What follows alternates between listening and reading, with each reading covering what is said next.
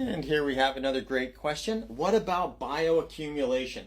Bioaccumulation is the potential for some radioactive chemicals in the environment to accumulate in the body. For example, if I have iodine, that as an element, the body will accumulate, and the body doesn't care if it's radioactive or not. It will say, oh, there's some iodine, I need that. I need that for making hypothyroid hormone. So I'm going to stick that in the thyroid, and you can accumulate it that way. And so depending on the chemical form, the body can do that. You can actually do this bioaccumulation.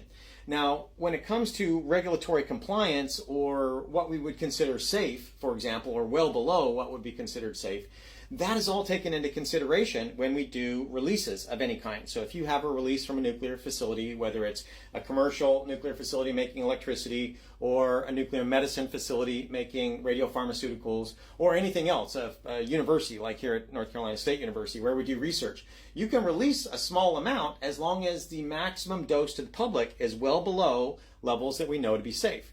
And so that will be regulated by, for example, the Nuclear Regulatory Commission or the EPA. And so the key is that it always comes down to the dose. And yes, bioaccumulation is absolutely taken into consideration along with quality and other weighting factors that go with the radiation type. But it always comes down to the dose. The risk is in the dose.